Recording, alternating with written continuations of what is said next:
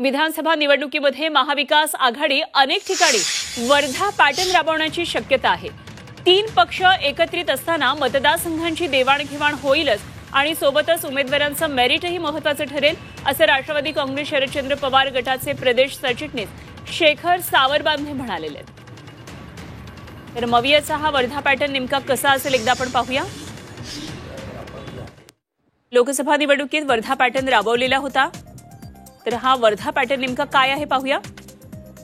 मवियानं पवारांच्या पक्षाला वर्धा मतदारसंघ सोडला।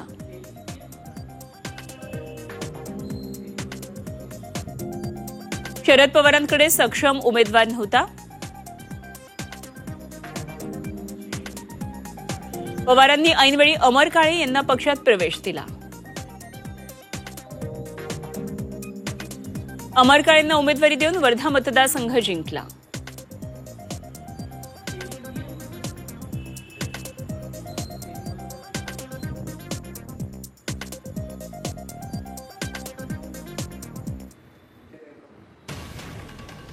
तर मविया राज्यामध्ये आता वर्धा पॅटर्न राबवणारे मित्रपक्षांमध्ये उमेदवारांच्या देवाणघेवाणीची शक्यता आहे आणि पवार पक्षाचे प्रदेश सरचिटणीस सावरबांधेंनी ही माहिती दिली। पाहूया।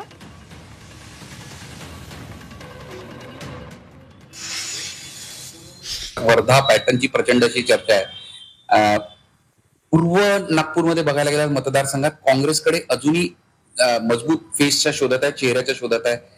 अशा वेळेस वर्धा पॅटर्न समजा काँग्रेसकडनं इच्छुक असेल तर आपण तयार आहात? नाही, कसं आहे की असं आपल्याला म्हणता येणार नाही की काँग्रेसकडे उमेदवार नाहीत।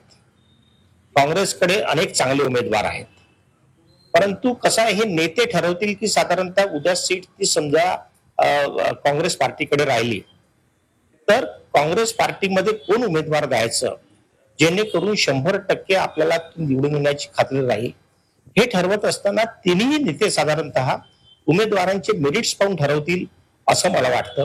आणि सध्या तसंच चित्र संपूर्ण महाराष्ट्रामध्ये आहे। उमेदवार निवडून आला पाहिजे, आपली संख्या वाढली पाहिजे, हा मुख्य उद्देश नेत्यांचा आहे।